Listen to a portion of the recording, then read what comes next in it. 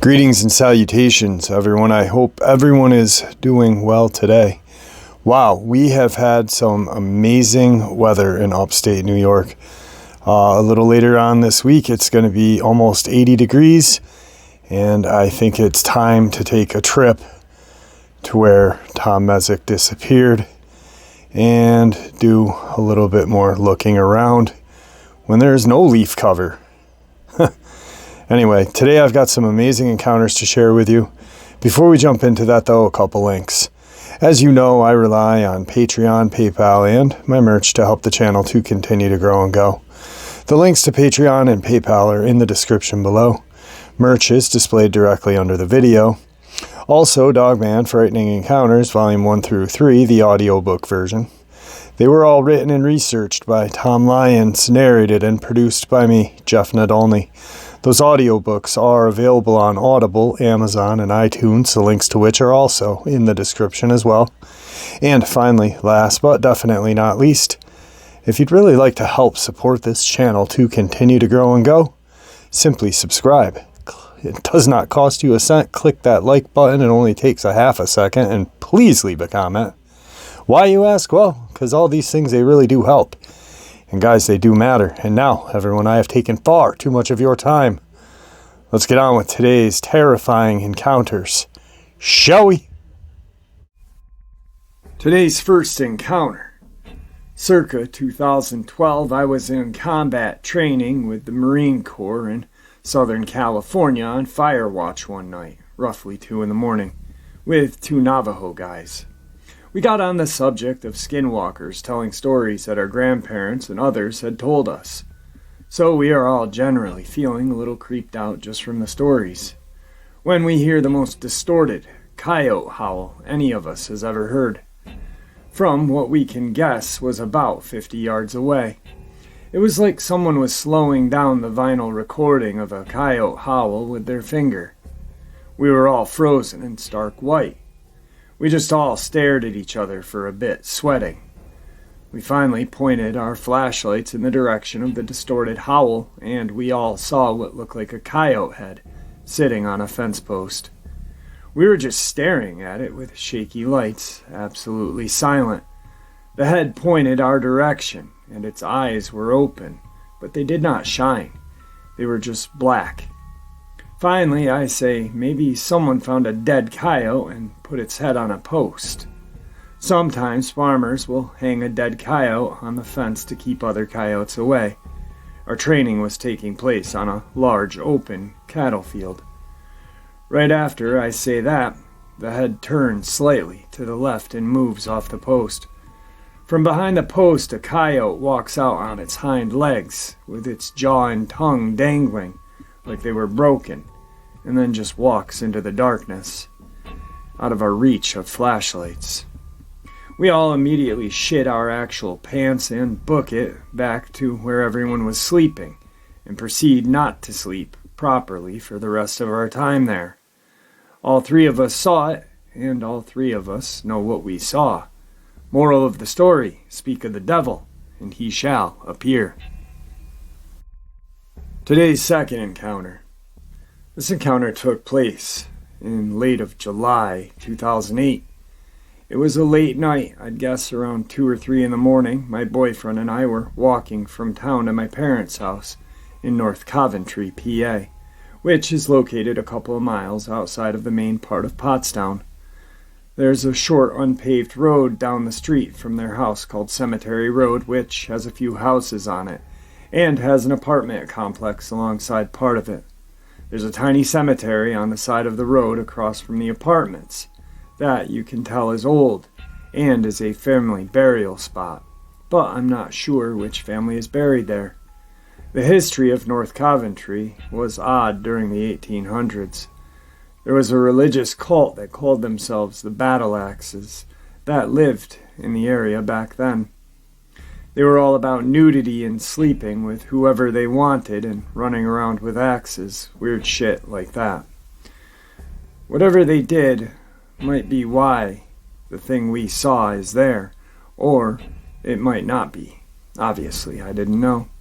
Anyway, at the end of the road is the apartments, and it turns to a few houses. Then the road ends. We decided to walk down the road because it's a shortcut to get to the road my parents live on. We were walking along the road, and it's all well lit from the apartments. Once the apartments ended, there wasn't anything lighting up the road.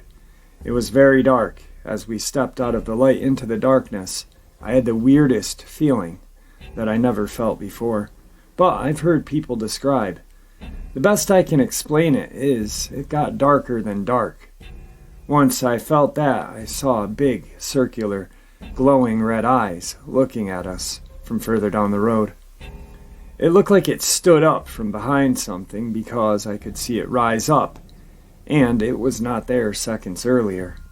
We both stopped dead in our tracks and decided to turn around, but neither of us mentioned anything about what we saw. Walking fast, we turned around and headed toward the apartments again. As we stepped into the light, I instantly felt safe. We took another route and made it to my parents eventually. After a couple of minutes, I asked my boyfriend if he saw what I did, and needless to say, he did. He felt that darker than dark feeling as well. I haven't been on that road again to this day, and have had no plans anytime soon. I'd like to know what we saw that day. I know I wasn't about to walk any further to find out. Today's third encounter. I was relaxing in my bedroom playing some video games when I heard howling outside of my window.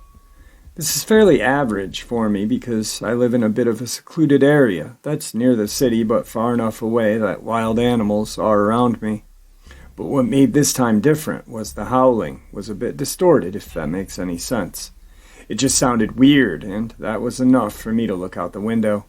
At first I saw nothing, but when I turned the lights outside on, automatically turned on if I push a button on my phone, I see a wolf or a coyote standing on its back legs with its front legs in the air. I watched for a few moments while this thing kind of walked around a bit and howled some more. At this point, I'm freaked out, lock all the doors in the house, and call my mom and dad, who were out of the house. I think they were shopping or something. They immediately came home, and I explained what had happened. They call the police and report a potential burglar or stalker. And when they hang up, I try to convince them what it was that I actually saw. In the end, they actually didn't believe me anyway. Today's fourth encounter.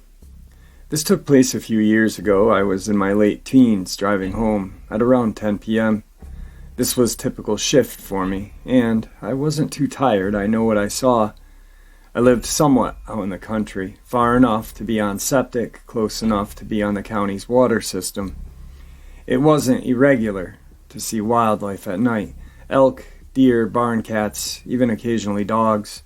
I'd been living here for a few years at this point.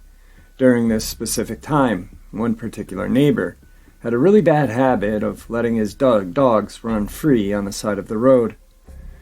I love animals, so I would always pull over, call the number on his collar, and get him back to his owner. Anyway, I'm driving home nearly 1 block and 3 turns to my house. I see this figure out of the corner of my eye. It looks like a medium-sized dog. I roll down my window, turn my music down, and start calling out to it, as if I would a dog. "Hey, sweetie, come here, baby."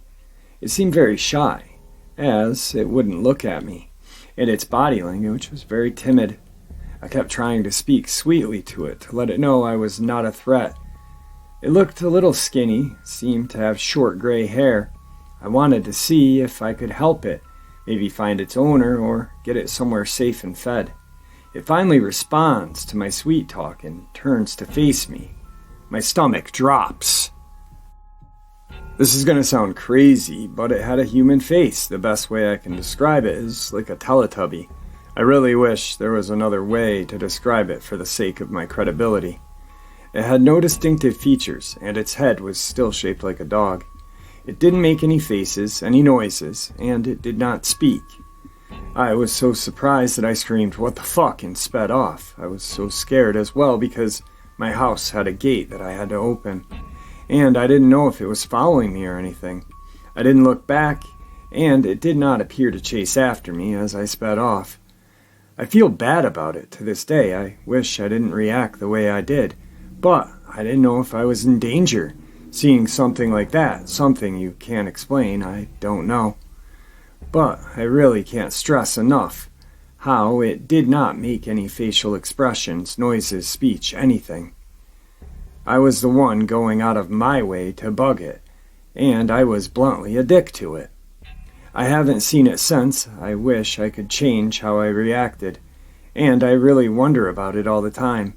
I did some internet searching afterward and haven't been able to find any experiences like it, which really makes me feel nuts.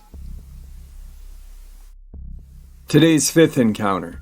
Now, the picture that is part of this upload is the picture that the person that this experience happened to drew to describe what he saw. And, well, I think the picture speaks for itself, guys. What do you think? I've only shared this experience with a few people, and I still think about it. It freaks me out. I was 16 or so, growing up in the small town. Exploring out in the hills was the thing to do. This experience took place at the north end of Ruby Valley in Elko County, Nevada. Someday I'll play around on Google Earth and try to find the place, but it's slightly north of the road off of Highway 93 that goes into Ruby Valley. I always liked checking out old mine shafts and ghost towns. That stuff really intrigues me. At the Burger Bar in Wells, Nevada, they have these old turn-of-the-century maps under glass tables. One of them, it showed several ghost towns just north of Ruby Valley, so I figured I'd go and check them out, as I had not been to that area very often. I gassed up my '72 Dodge W200 pickup, and being the redneck I am, grabbed my HK91 and set out. I had found some old foundations in the lower country and started heading into the mountains themselves, and started finding abandoned mine shafts. This was pretty cool, so I kept going. I took this ancient road that was no more than an overgrown cattle path at this point in history, and came upon a tree blocking the road. It was an old pinyon pine, about 2 feet in diameter, that blocked the road. After the tree, the road continued straight for about 200 yards, then hooked right before coming back 180 degrees. I parked my truck in front of the tree and set out on foot. I grabbed my HK91 with one 20-round mag in the rifle and put one 20-round mag in my back left pocket. I always had a rifle with me, as I've encountered mountain lions in the mountain shafts before. And just in general, like to shoot shit. Get up on the ridgeline and shoot boulders from a couple 100 yards away. Anyway, as soon as I climb over the fallen tree, I had this creepy feeling as I was being watched. I continued on for about 200 yards, to the point where the road started curving right and gaining elevation, going toward the cabin. At this point, I had the realization that not only did I feel like I was being watched, but it was dead quiet. This was in June or so, as school had just gotten out. Everywhere you went, you could hear cicadas, but not here. It seemed as soon as I crossed the fallen tree, the mountains were silent. No bugs, no birds, nothing. Deafening silence. As I came up to the turn, there was this big rock. The thing had to be 15 feet in diameter. You could tell it used to be on the road, but due to years of erosion, snow, and all of that, it had slid down just slightly off the road. It seemed to be red limestone or something like that. It stood out since they are not the common in this area. I looked at the rock and you could tell that there were carvings in it at some point in time. Due to weathering, though, whatever was carved on it had been worn off. I kept walking up the road, being creeped out, but I really wanted to check out that old cabin, as it was pretty obvious no one had been there for quite a while. At this point, I was probably 3 hours off-road to get to this point. You were going to have to go through Wells, which is closer to where this had happened, probably 30-ish miles south as the crow flies from there. I get to the cabin, and as far as abandoned houses and cabins in Nevada go, this one was in pretty good shape. All the glass on the windows were still intact, and there were remnants of curtains behind the windows. By this point, there was something in the back of my mind telling me that I should not be here. I went into the cabin, and that is where I started getting the feeling that something was off. Most cabins you find out in the middle of nowhere in Nevada are barren. Nothing left. Maybe a bit of broken furniture. This one was completely furnished. Time had taken its toll, but everything was still there. There was an old mattress, bedding, some plates, other cookware in the house, along with tattered clothing, personal effects, such as a chest, faded pictures, and the like. What really creeped me out was the dinner table.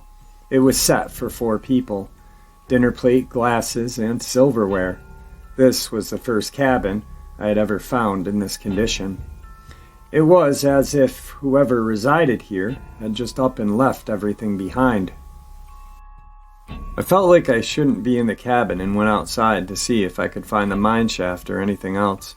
Once I was out the door, I decided to chamber around in my HK91. That sound of me racking the round echoed throughout the canyon and broke the silence. As little of a thing as it was, this calmed my nerves just a little bit. Directly behind the cabin was a well. It was still intact, and as I got closer, it sounded like there was a noise coming from it, like a slight breeze rustling through it. When I got within 30 feet of it, I started smelling something. It smelled absolutely putrid.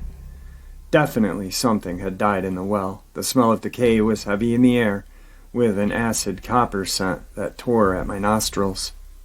I didn't want to get any closer to the well and started walking towards the left, where I could see the opening to a mine shaft up on the hill. The closer I get to it, I could start feeling a breeze coming out of it. This is not really uncommon if you've ever explored mine shafts before, as the breeze could be coming from another opening of the mine. But the thing was, it was perfectly calm. As far as I could see, there was no trees moving or any signs of wind.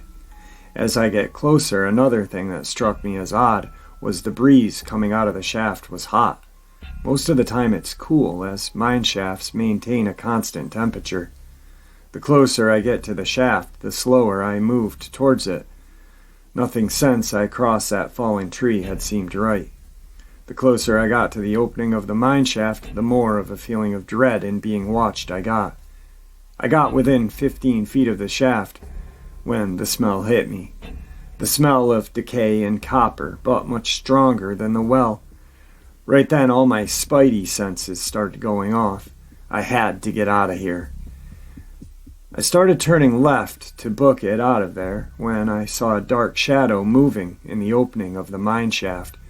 Whatever it was, it appeared to be crouched down to fit in the mine shaft. Most mine shafts I have been in have 8 to 10 foot ceilings.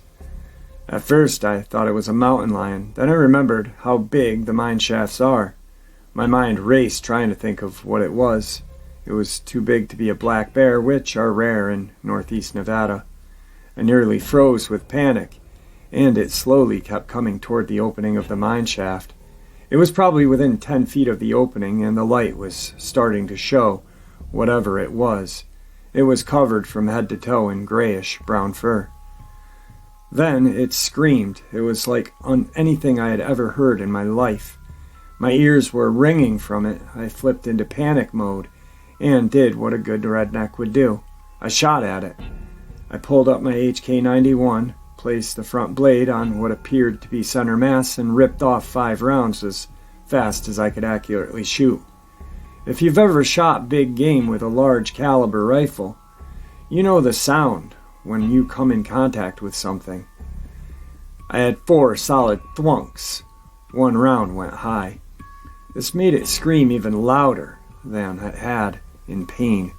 At this time I started hearing more and separate screams coming from over the wall and in the hills above the mine shaft. I started running down the hill as fast as I could.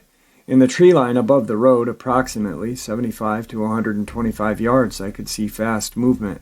Rocks were tumbling down the hill, and there were several other screams. From the mine shaft, I could hear the wailing of whatever I had shot. Whatever it was, I had definitely connected, and it was hurting. Whatever was up in that tree line, they were running from tree to tree on all fours and getting closer to me. As I ran toward the rock, I was shooting in that general vicinity of movement on the top of the hill. By the time I got to the limestone rock, I had expended that 20-round mag. I ripped it out and threw in my spare, chambered around, and started sprinting toward the fallen tree. Approximately 200 yards away by now, I kept glancing back, and whatever they were staying in the trees. I could make out their masses and fur, but they would not stay in the open. I got back to the fallen tree and ate shit trying to jump over it. I got up off my ass, fired between 12 to 15 rounds at the closest movement, which was approximately 50 yards away by now. I heard a few rounds connect, and it started screaming louder. Between the screams and the gunshots, my ears were damn near dead. I opened the door of my truck, got in, and started it as fast as I could. Backing up to turn around, I damn near put my truck down a canyon. As I started going forward to leave on the road I came in on, was when I finally took a look at one. It was crouched over with its front feet on the tree. It was covered from head to toe with grayish-brown fur, with long, slender fingers and claws. The back of it was hunched, and its face was slender, most closely resembling that of a badger but sunken in eyes. It was shaking its head back and forth, and it sounded like it was attempting to speak, but it was so garbled, and with the noise of my truck, I really couldn't make out what it was. I averaged 50 to 60 miles an hour on a shitty dirt road that I did 15 on the way in. I did not slow down or stop until I got back to pavement. By now I was so shaken that I had to stop to collect myself. I got back to town and was a bit of shock. My dad was a guide in Ruby Mountains for about 20 years. He asked me how my trip went and where I did go. He could tell I was startled and asked where I had been. I told him that I had been north of Ruby Valley. He got quiet and asked if I had seen the cabin with a fallen tree over the road. I told him yeah. He looked me in the eyes and told me that was somewhere I should never go again, especially alone. We never spoke about it again after that. I've never been back. Part of the reason is I now live in western Nevada, but in the back of my mind there's something that's telling me I should go back, and one day I will go back. That was in 2001, before camera phones, and I was too broke to afford a digital camera. I want to go back with a camera though, preferably a GoPro that's on my helmet, and several friends that are armed. Just something about there, even with all the shit I experienced, is drawing me back. One day I will go. I guess I need closure on what happened to me that day. I definitely want to make it back, though, with at least 4 or 5 friends that are armed, that's for damn sure. Still to this day, it gives me goosebumps thinking about the shit. I tried researching it a bit a few years past, asking some old-timers, and one of them told me a story about the Rubies. I'll be quick on it. During the 40s and 50s, the Army Air Corps operated out of Wendover Air Base. Every now and then, during shit weather, a B-25, B-17, or B-29 would smack the Rubies due to poor visibility. Some of the local ranchers got recruited to help the military go up to the crash site during the winter and recover the bodies. The rancher I was talking to told me that it took them 3 days to get up to where the crash was on horseback and recover the bodies. He said that when they got to the wreckage, all of the crew members were laid out, side by side, next to each other in a clearing in the wreckage. Many of them had severed limbs, and it was apparent they all died on impact. Somehow they ended up laid out next to each other, though. This was nearly at 10,000 feet. Today's final encounter. I live in upstate New York, near a relatively high-traffic hiking trail that runs alongside a stream for a portion of it.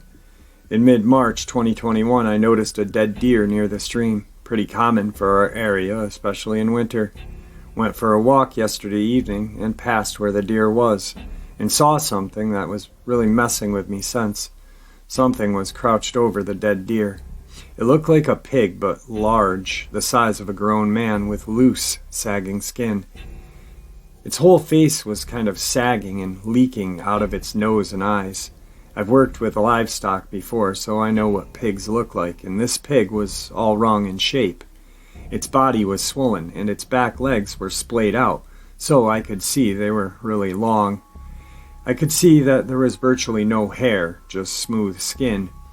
It was sitting on its back haunches near the deer, and by the time I got close enough to see, it was staring at me totally still.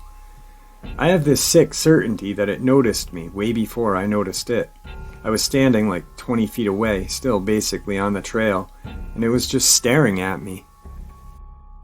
The deer carcass was kind of everywhere, like it had been messily eaten, while I was watching the pig raised both of its front legs, and I saw that they ended not in cleft feet, but in large hands, human-like hands. It reached into the deer and just ripped off a chunk off its side, raised it to its snout and ate out of its hand. All this went down in a matter of seconds, and as soon as I saw its hands, I just turned back the way I came on the trail and walked away as fast as I could. I wanted to run, but I was afraid it would chase me. So I went back to where I came in, just trying to stay calm. It was the worst walk of my life. I was afraid to look behind me because I was so scared I would see the pig following me on its hands. But I made it out and ran across the parking lot to my car. Now, I'm just trying to understand this encounter. I want to believe my mind was playing tricks with me. I haven't found anything on the internet about this creature. Please, if anyone has seen something like this, please let me know. Any leads are greatly appreciated. A little follow-up. It didn't make any sounds at all. Its skin looked tan, but that could have been from the light. Its eyes were very small, but I couldn't tell much about them because they were kind of obscured by the loose skin around and above them. Alright guys, wow, what an amazing upload. I really had a blast sharing these encounters with y'all. I hope you guys enjoyed them as much as I enjoyed sharing them with you. I'm looking forward to a couple 80-degree days in upstate New York in the middle of April. It doesn't get any better than that for us. And I'm looking forward to going out in the woods. It's been a couple of months, almost 6 months, 5 months, something like that. Man, it's calling me. Anyway, guys, stay safe, stay healthy, stay happy, and may the Great Spirit watch out for us all. May He guide us down that path that we call life.